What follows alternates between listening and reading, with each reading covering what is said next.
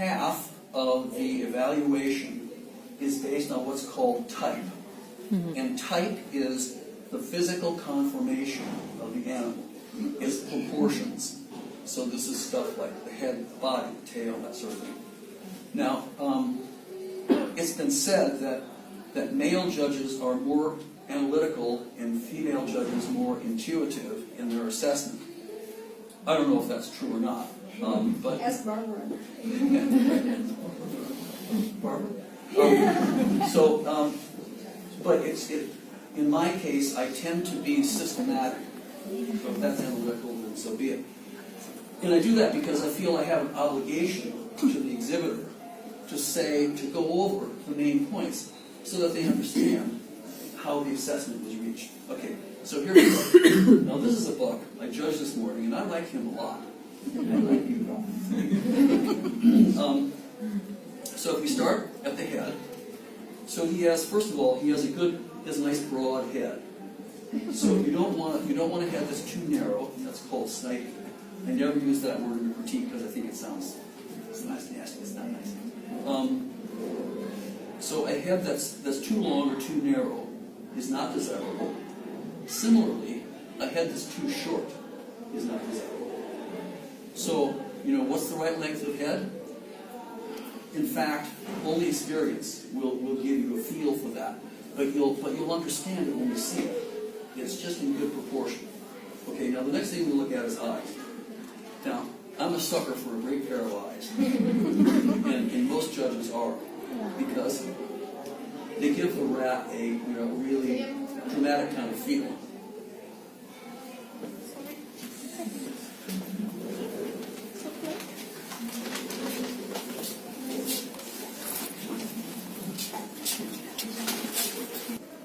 Heads. So we want a head that's in good proportion, broad, particularly for a buck.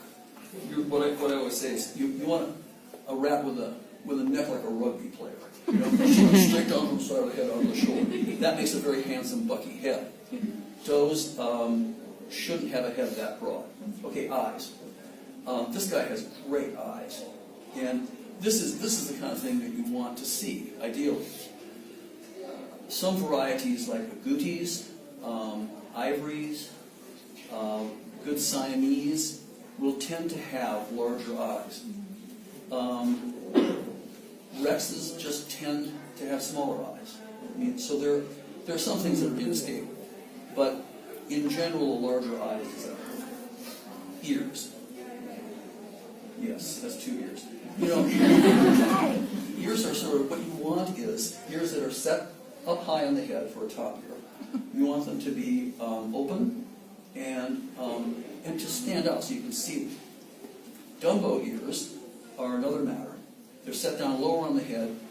Ideally, what you want is an ear which is perfectly circular, open, uncreased, unfolded, not too big. I have seen perfect Dumbo ears perhaps 3 times. And so it's not what you're going to see on the show bench. Okay, now, continuing from head to tail, the next thing is, okay, how about the body?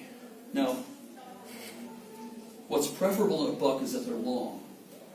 This is a nice feature to have. It's not essential, but it's a plus. The body should be in proportion to the head. He's got a nice body. He's not particularly long, but he's a good, solid rat. Tail.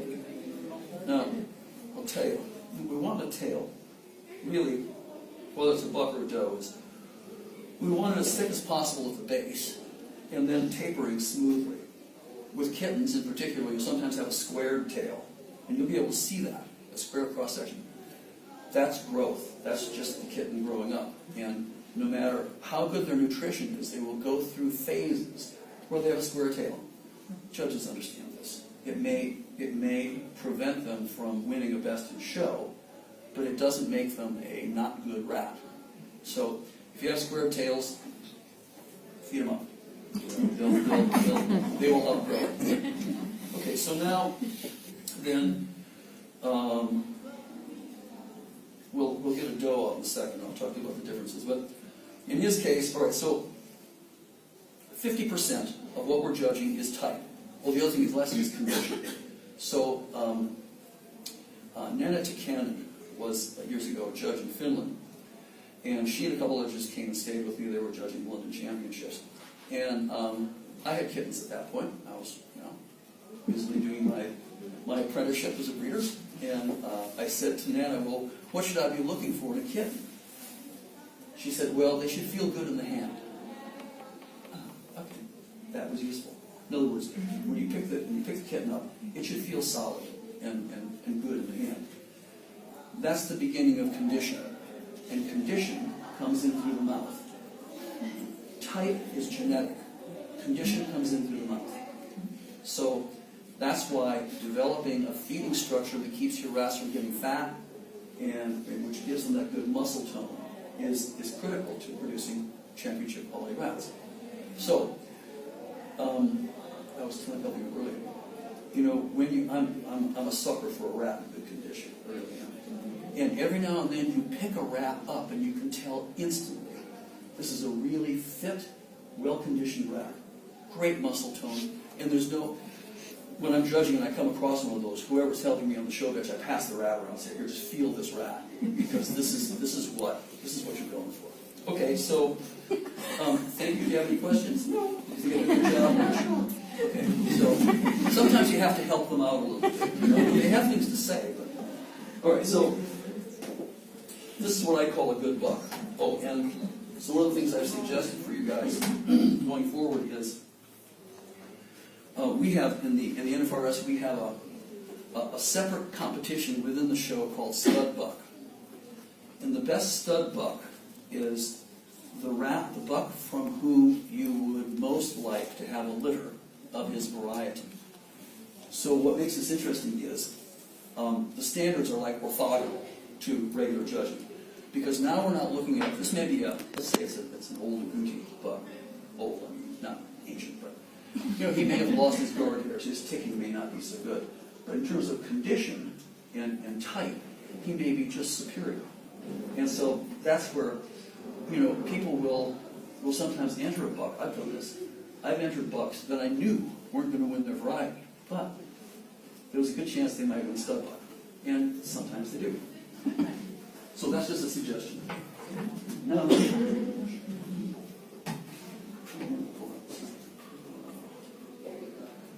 this is one. Say 149.2%. No, it's a hint.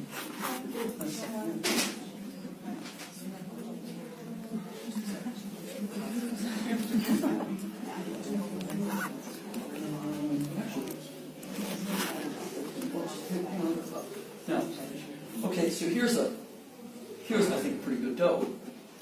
She's got a nice head. It's not as broad as the buck head.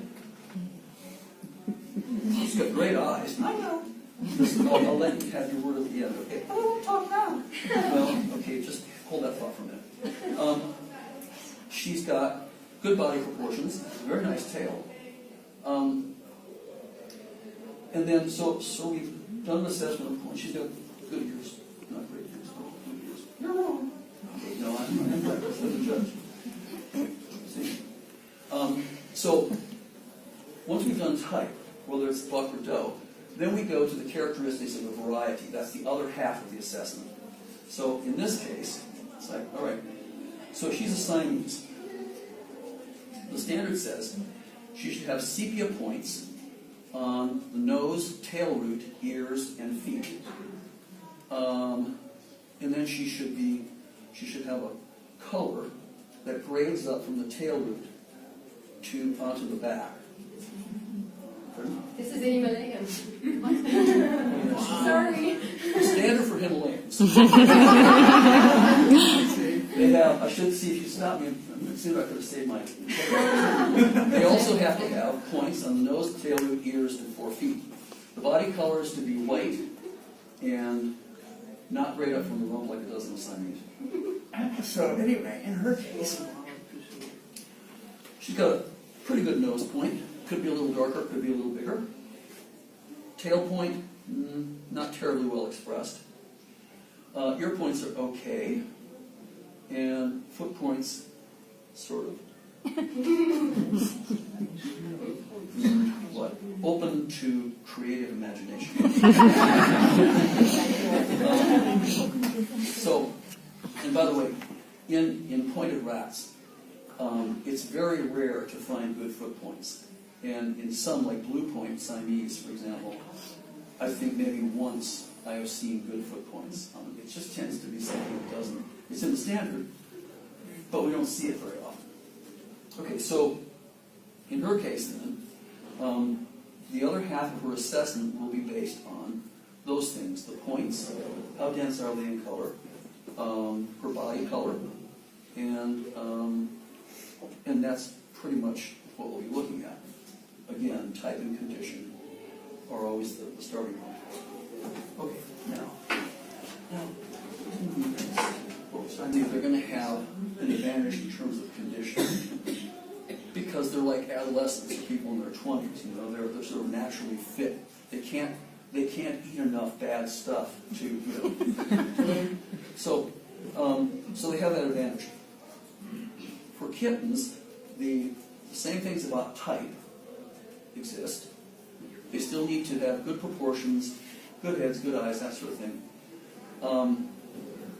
They will sometimes be a little bit out of proportion because of the nature of their growth. This is particularly true in the first 3 months. And then after that, they start to take shape. Now, I like this guy a lot, and part of it is his condition. So this is the point at which if we had, you know, fewer people or more rats, we'd hand the rat around. You know. He is, although fairly young, actually quite good. Great nose point, see that? Nice. Tail point's good, ears are okay, and we even have some color on the feet. So, the other thing is, his coat condition is really good. Nice, smooth, shiny, kind of luminescent coat. And so, this guy, I think, has a real future on the show bench. And so, these are things that judges also look out for and may comment on the critique. So, having just said critique, critiques differ fancy by fancy, you know, across Europe. In the NFRS, our critiques are all free-form, which means that, you know, I said I was kind of analytical. Some judges aren't. They just talk about the high points or you know, liabilities of a particular rat. So others use a numerical system. You know, so many points for this one, topping up to 100. And then your form has space for both.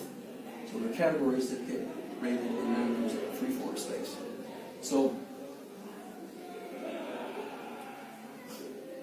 in the realm of critiques, what you want to be on the lookout for is what information is the judge giving you that will be useful for you in breeding the next generation. You know, at the beginning of my show career, you know, I was like, well, you said that. Of course, I knew that. Well, I knew that. Well, I knew that. Well, good. So, good thing I knew that. However, the point of the critique was, where in the judging community does this rat fall? And by the way, one of the great things about the rat fancy, in my opinion, is that we're all still small enough that each of us, as a judge, gets to judge all the varieties. Like in the rabbit fancy, you can spend 5 years judging one variety of rabbit. And the guys, and they are almost all guys, who judge the best in show competitions, have been doing this for 20 years or 25 years to develop a range of experiences required to do that. All right, so in our case, when we qualify judges, they're qualified for all varieties. And so then back to the critiques and what it says. The great thing about that is we're all different. Each one of us judges a slightly different way. So what that means is, as you put your rats in, show after show, you will reach a point where you'll begin to see a consensus about this rat. And occasionally, you get a rat that a judge loves, and it finishes in the top 3. And at the next show, you wins best in show. Aha! Now, this is the point at which you want to pay attention and start looking at where you can show this rat again, because if a consensus emerges around this rat for what it is, then those are the rats that become great champions. Okay, one last thing. Swampizations here. This is a Dumbo Rex. So we have two variants of the standard rack. The first is ears. I mentioned that before. Set on the side of the head should be open, round, uncreased. These are fairly good Dumbo ears. Not great, but not bad. Makes no mistake. Lots of times you'll see ears that have a big crease through the center, or that are what we call tubular. By the way, she's giving me shivers here, so this is okay with her. So you just have to see more Dumbo ears. Now, Rexing. I'm not going to say anything bad. The reason I brought her out is, well, first of all, usually great Rexes are bucks. It just works out that way. But in her case, she does have Rexing that starts up here on her head, which is unusual. That goes that far up. It goes all the way down to the tail, and it covers all of her back, and is even carried down a little bit onto the sides. The Rex that you're going for is almost undoubtedly going to be, and it will have Rexing all the way down his back, onto the sides, and when you turn him over, his belly will be Rexed too. That's like, okay, I get it. You're the best Rex here. So she is nevertheless quite good. Her Rexing is what I would call more wavy than curly. And you'll see that in the critiques today. The fur really should curl up. And so this kind of waviness that's not a fault, but it's also not what Rexing actually is. So you need to keep working on that if you're in this situation. Okay, so back to you. So in conclusion, I've been watching so many twitching exercises. In conclusion, judging is something that you can learn. It's a skill, and what ultimately influences your judging experience is experience. And so, when I qualified as a judge, I thought, well, so you wanted to be, was that 15 minutes? Oh. If so, I was going to say I did pretty well. When I qualified, it was like, okay, now you've got your certificate, you can judge rats, and I thought, well, okay, if you want to learn more about rats, what are you going to do now? Well, the answer was, judge more rats. And so that's why I have always been keen to take on judging appointments and expect to remain that way until I am forced to quit for one reason or another. But that's my advice to you, would be if you're interested in this, put yourself in a position where you can be a steward or you can be a scribe. Get yourself next to a judge and ask questions. Why is this? Why did you do? What were you thinking about this? And so that's how you build up the kind of experience that does two things. One is it makes you a good judge. The other thing is it helps you develop the stockman's eye. And that's what you need for breeding. You need to be able to tell from an early age which kittens are likely to be the kind of animals that you're going to want to exhibit and breed from for the next generation. So that's it, I think. In terms of a profile précis on judging. And I don't know whether we want to do questions and answers. I'm happy to do that, unless people are really keen to go and have another cup of coffee, which I would understand perfectly well. But in the meantime, thank you very much for coming up, and thank you for your attention.